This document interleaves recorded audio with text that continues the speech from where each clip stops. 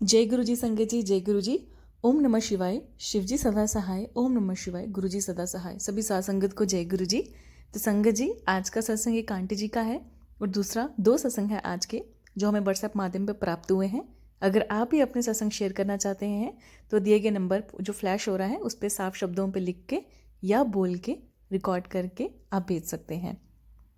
तो अब हम पहला सत्संग शेयर करने वाले हैं आंटी जी का शुक्राना सत्संग। आंटी जी अपना सत्संग जो है वो गुरु जी के मंत्र द्वारा शुरू करते हैं। जय गुरु जी, शुक्राना गुरु जी, ओम नमः शिवाय, शिव जी सदा सहाय, ओम नमः शिवाय, गुरु जी सदा सहाय। मैं अपना नाम गुप्त रखना चाहती हूँ। गुरु जी ने मुझे नवरात्रि के 9 दिनों तक शुक्राना सत्संग शेयर करने का आदेश दिया है। ये मेरा फर्स्ट नवरात्रि का सत्संग है। मेरा कोर्ट केस जो अभी फाइनल नहीं हुआ है, मैं गुरु जी से अरदास करके गई थी कि गुरु जी प्लीज़ आज तो केस फाइनल कर देना। लेकिन संगत जी, केस फाइनल तो नहीं हुआ, बट जज ने जो जो क्लास लगाई उन लोगों की, वो तो देखने लायक थी। मुझे बहुत खुशी हुई। मैं मन ही मन गुरु जी का शुक्राना करने लगी। जय गुरु जी। जज की चेयर पे आज तो साक्षात गुरु जी बैठे थे मेरे हक में फैसला करने के लिए। जय गुरु जी। रास्ते में जाते हुए मुझे ब्लेसिंग्स ऑफ गुरु जी और बटरफ्लाईज दिखी खूब सारी। मैं शुक्राना गुरु जी करते हुए जा रही थी। इसी के साथ ही मैं अपना शुक्राना सत्संग यही विराम करती हूँ। अगर सत्संग लिखने में मुझे कोई भी भूल चूक हो गई हो संगत जी तो मुझे माफ़ कर दीजिएगा और दूसरे शुक्राना की तैयारी करती हूँ। ओम नमः शिवाय, शिव जी सदा सहाय। ओम नमः शिवाय, गुरु जी सदा सहाय। जय गुरु जी संगत जी, जय गुरु जी। शुक्राना गुरु जी अनंत। जय गुरु जी, शुक्राना गुरु जी, अनंतम अनंतम शुक्राना मेरे प्यारे गुरु का। जय गुरु जी की प्यारी प्यारी संगत का। जय गुरु जी मेरे प्यारे गुरु जी महाराज का। संगत जी, ये मेरा आज नवरात्रि का दूसरा शुक्राना सत्संग है, क्योंकि गुरुपा ने मुझे 9 दिन की शुक्राने की सेवा दी है कि पुत्र माता के 9 दिन शुक्राना करना है बिना किसी प्रॉब्लम के। तो ये मेरा दूसरा शुक्राना सत्संग है। तो हो सकता है मेरे इसी शुक्राने सत्संग से किसी को, किसी भी संगत को उनके सवालों के जवाब मिल जाए। संगत जी, गुरु का वैसे तो हमारे साथ कब से जुड़े होते हैं हमें खुद ही नहीं पता होता, लेकिन मेरी जहाँ तक जर्नी गुरु जी से है, गुरु जी ने शायद मुझे बचपन से ही ब्लेस्ड किया है संगत जी। बचपन से ही गुरुपा मेरे साथ रहे हैं, क्योंकि बचपन से ही मुझे सांपों के दर्शन होते रहते थे, ड्रीम में भी और हकीकत में भी। और मेरी बचपन की लाइफ से ही जब मेरी मम्मी चले गए, मैं 13 साल की थी, तो मैं बहुत डिप्रेशन में चली गई थी संगत जी। और मेरे छोटे बहन भाइयों की मुझे काफ़ी चिंता होती थी। मेरे पापा भी बीमार रहने लग गए थे, उनको भी कैंसर हो गया था। और 2012 तक मैंने काफ़ी स्ट्रगल किया संगत जी। मेरी पढ़ाई में भी बहुत अड़चनें आई संगत जी, और मैं अपनी पढ़ाई को भी पूरा नहीं कर पाई। बस मुश्किलों से ही जूझती रही। फाइनेंशियली प्रॉब्लम इतनी रहने लगी घर में, हर चीज़ में प्रॉब्लम। पापा को देखते थे तो परेशान रहती थी संगत जी, क्योंकि उनके इलाज के लिए भी हमारे पास पैसे नहीं थे। उनको गले में इतना बुरा कैंसर हुआ संगत जी, वो सब चीज़ें देख के भी मैं टेंशन में आ जाती थी बहुत। हर टाइम रोते ही रहना, हर टाइम रोते ही रहना। 2012 में संगत जी मेरी जो मेरे अंकल हैं उनसे मेरी मुलाकात हुई, फ़ोन के ज़रिए मेरी उनसे बातचीत हुई और हम मिले। फिर हमारी शादी हुई, जिसके मेरे घर वाले खिलाफ थे, लेकिन मुझे अपने बहन भाइयों को देखना था, सारी चीज़ें संगत जी। तो इस वजह से मैं उस सिस्टम से बाहर निकली। मैंने उनसे शादी करी, लेकिन मेरे अंकल इतने अच्छे हैं संगत जी, उन्होंने कभी भी मुझे किसी भी चीज़ के लिए ना नहीं किया। मेरे बहन भाइयों को पूरा सपोर्ट किया संगत जी। लेकिन 2012 में पता नहीं क्या चीज़ थी, कोई ब्लैक मैजिक था, क्या था मुझे नहीं पता संगत जी। मेरे अंकल का मेरे साथ जुड़ने के बाद सारा काम बंद हो गया। उनकी प्रॉब्लम इतनी हो गई कि मैं आपको क्या बताऊँ, बहुत ज़्यादा दिक्कतें बढ़ गई संगत जी। और ऐसे करते-करते संगत जी 2014 में मेरी सॉरी संगत जी, उसके बाद 13 में मेरे पापा की डेथ हो गई। और फिर उसके बाद मैंने मेरे बहन भाइयों को भी अपने साथ बुला लिया और वो मेरे साथ रहने लगे। मेरे सास-ससुर भी मेरे साथ ही रहते थे संगत जी, वो भी काफ़ी अच्छे थे। उन्होंने कभी भी ऐसे नहीं कहा कि इनको अपने साथ नहीं रखना, उल्टा वो मेरे अंकल को बोलते थे। मेरे ससुर हमेशा बोलते थे, इनके माँ-बाप नहीं हैं, इन बच्चों के साथ नहीं छोड़ना है आपने। मेरे ससुर बहुत अच्छे थे संगत जी। और संगत जी, उसके बाद लाइफ जो मोड़ लेती है ना संगत जी, बहुत ही मतलब ना जीना है ना मरना है, ऐसा वाला हाल हुआ पड़ा था संगत जी। मेरे अंकल का काम तो बिल्कुल बंद हो गया, मेरे बहन भाई मेरे साथ रह रहे हैं, बहुत सारी प्रॉब्लम हमने फेस की संगत जी। और 14 में मेरे बेटी ने जन्म लिया। और उस टाइम भी संगत जी मेरे अंकल ने मुझे बताया था, जब मेरी गुड़िया मेरे पेट में थी कि तू ना सुखमनी साहब का पाठ किया कर, उससे बहुत सारी चीजें सही हो जाती हैं, जो नहीं होता वो भी हो जाता है। मैं संगत जी सुखमनी साहब के पाठ के बारे में कुछ नहीं जानती थी, बस एक विश्वास मुझे इतना था उस पाठ में, मैंने वो पाठ करना शुरू किया। जबकि ये नहीं पता होता था कि सुबह का खाना मिल रहा है तो रात को क्या मिलेगा। मेरी बेटी कैसे इस दुनिया में आई संगत जी मैं ही जानती हूँ। मुझे मेरा मन चाहा, पेट में बच्चे रहने पर कुछ भी खाने को नहीं मिला संगत जी। मैंने बहुत प्रॉब्लम फेस की और इसी चलते मेरे बहन भाई भी परेशान होने लगे, जिसमें मेरे दोनों भाई तो 2-2 हज़ार रुपए में काम करने लगे। छोटे ही थे संगत जी, और मेरी छोटी बहन जो थी वो वापस चली गई मेरी बड़ी सिस्टर के पास, वो भी मैरिड है संगत जी। तो उन दोनों ने मेरा सहारा दिया, मुझे साथ दिया।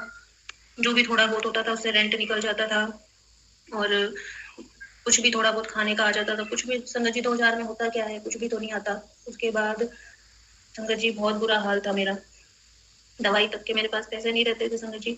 बस मेरे अंकल ने मुझे सुखमनी साहब जी के पाठ के बारे में बताया और मैं वो करने लगी। संगत जी आप मानोगे नहीं, साक्षात गुरु नानक देव जी ने आके मुझे ड्रीम में दर्शन दिए, और मतलब जो चीज मैं सोचती थी उस पाठ में बहुत मुझे एक पॉजिटिव एनर्जी मिली उस पाठ से। और उसी का मैं जल पीती थी, जब पाठ करती थी मैं एक गिलास में जल भर के रखती थी, और समझ जो उसमें 2-2.5 घंटे मुझे लग जाते थे पाठ करने में, तो वही जल में पीती थी। और जब मेरी वैसे मुझे डॉक्टर ने ऑपरेशन का बोला था क्योंकि मेरा बेबी उल्टा था, लेकिन लास्ट टाइम पे पता नहीं समझिए क्या चमत्कार हुआ, मेरी बेटी 7:05 पे हुई शाम को, और वो भी नॉर्मल, और वो भी पूरे 3 किलो की।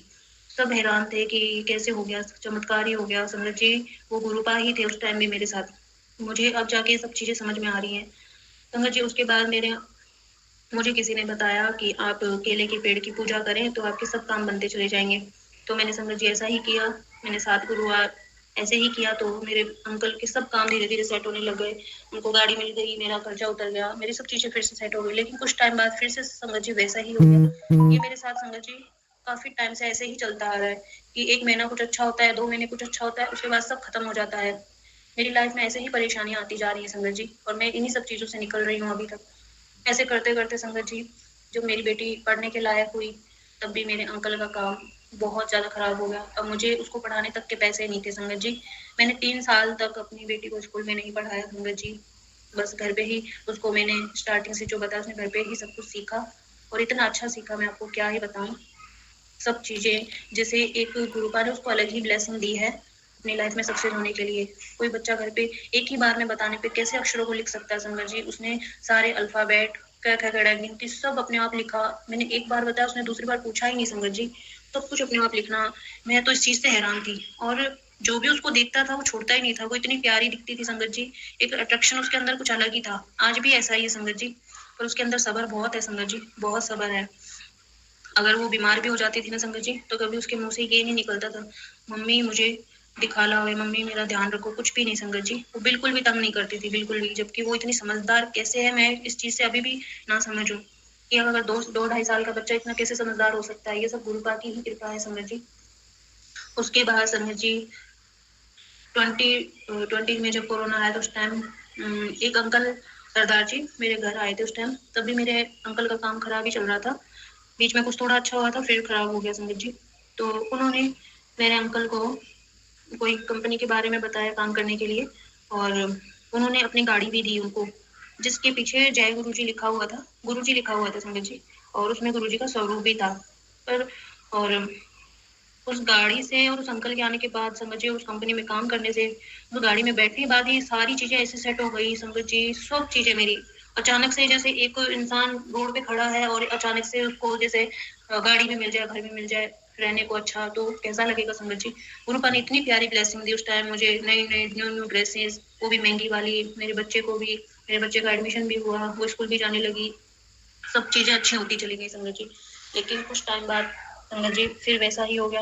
वो अंकल अपनी गाड़ी भी ले गए, और सब, वो कंपनी भी बंद हो गई, सब काम खत्म हो गया संगत जी, और फिर से वही हालात हो गए। और संगत जी मेरी बेटी इतनी बीमार रहने लग गई। वैसे तो वो बचपन से ही बीमार थी, क्योंकि उसकी चेस्ट में इन्फेक्शन था संगत जी। मुझे खुद नहीं समझ में आया, क्योंकि मेरे मम्मा थे नहीं, और मेरे सास जो थे वो बहुत बीमार रहते थे, तो उनको भी, वो तो मेरे पास ही नहीं थे संगत जी। उसके बाद संगत जी क्या हुआ कि अ, मेरे हालात इतने खराब थे कि मैं आपको क्या बताऊं संगत जी।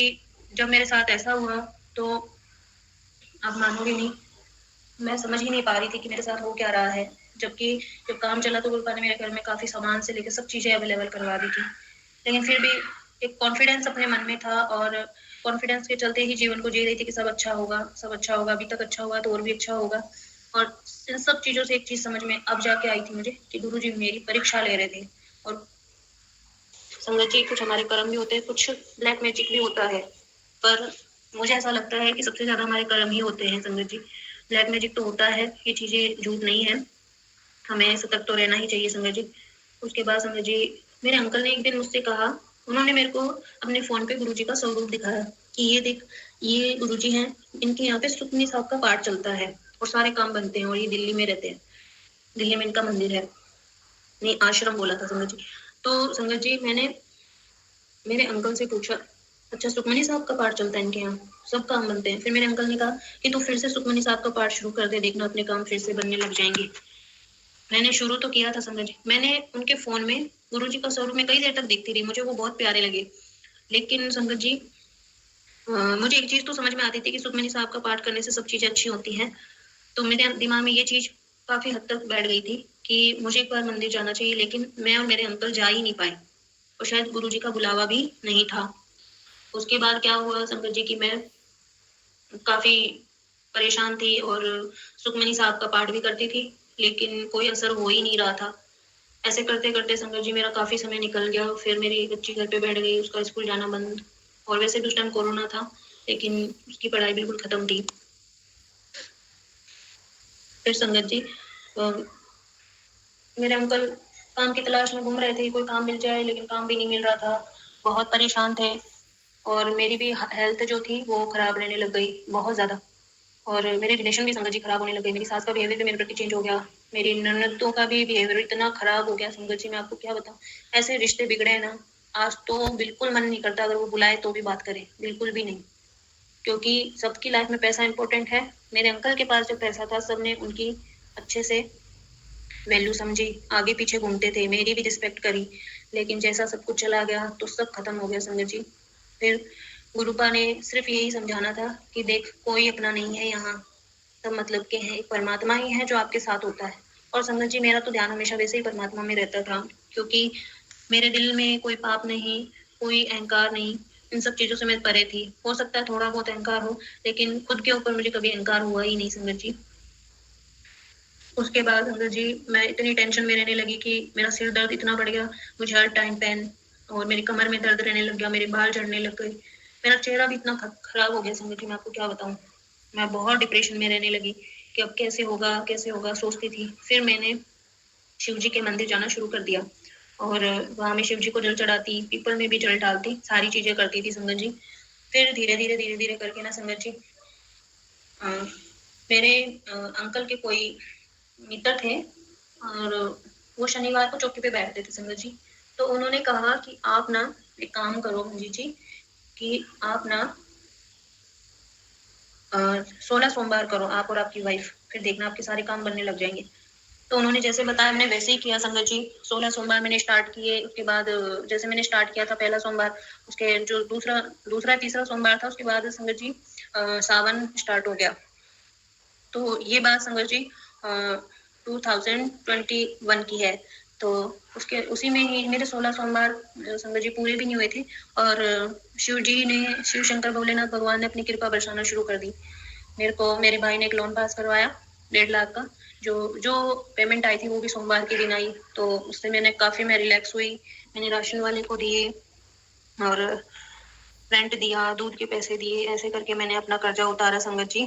तो उसके बाद संगत जी फिर मैं वहां से हम अपने हरियाणा से हम दूसरी जगह शिफ्ट हो गए। वहां से हमने सामान उठाया अपना सारा, वहां से निकल निकल के आ गए एमपी में। उसके बाद संगत जी क्या होता है कि फिर से मतलब काम तो कुछ था ही नहीं संगत जी, वो पैसे तो खत्म हो गए। लेकिन 16 सोमवार तो मैं कर ही रही थी, मैं और मेरे अंकल। और गुरु जी तब भी हमें निचोड़ ही रहे थे संगत जी।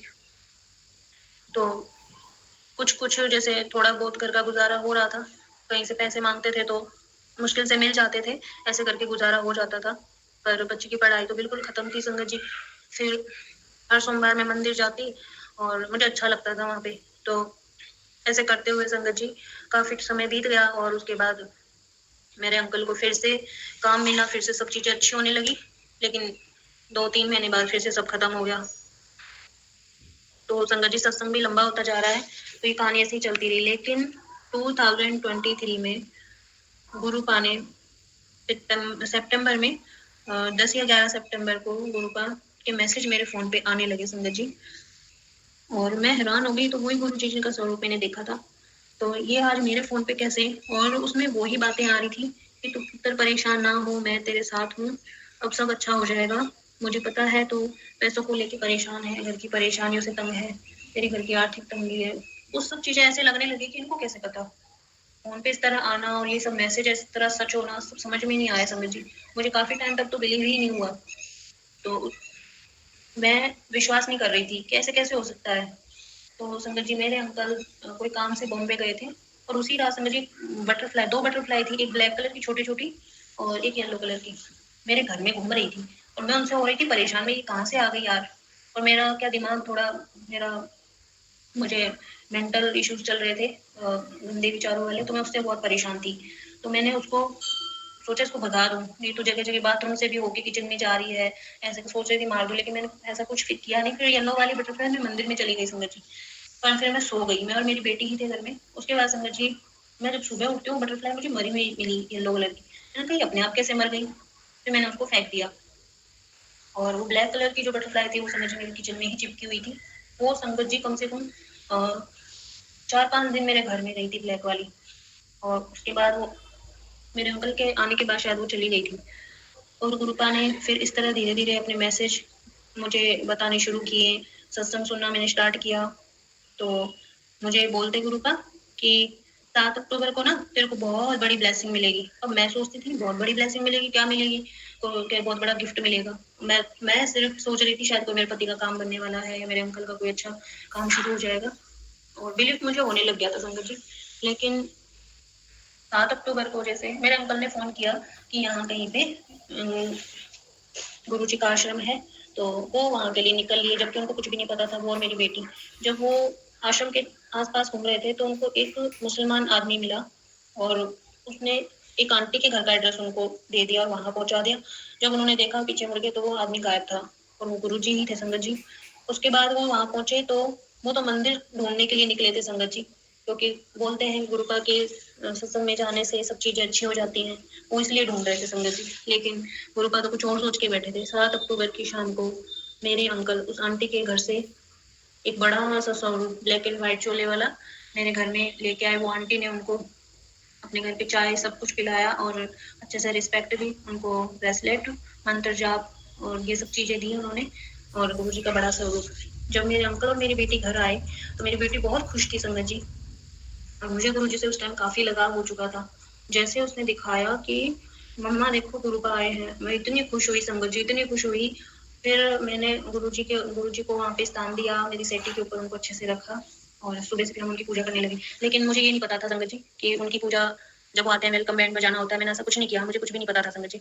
लेकिन फिर मुझे वो बात याद आई कि 7 अक्टूबर को जो तोहफ़ा देना था गुरुपा ने वो यही था। मैं इतनी खुश हुई संगत जी, इतनी खुश हुई, मैं आपको क्या बताऊँ। और फिर तो मुझे यकीन हो गया कि जो गुरुजी बोलते हैं वो वाक़ई में सच होता है, क्योंकि उनके मैसेज में भी आता है कि मैं प्रैक्टिकल गुरु हूँ, जो बोलता हूँ वो करके दिखाता हूँ। फिर संगत जी मेरे चेहरे पे इतनी स्माइल, मैं इतनी खुश रहने लग गई संगत जी, मुझे हर चीज़ अच्छी लगने लग गई। फिर मुझे लगने लगा कि अब मुझे कोई साथ दे ना दे, लेकिन मेरे गुरुजी मेरे साथ हैं, मेरे महाशय मेरे साथ हैं, एक स्वच्छ आत्मा मेरे साथ है।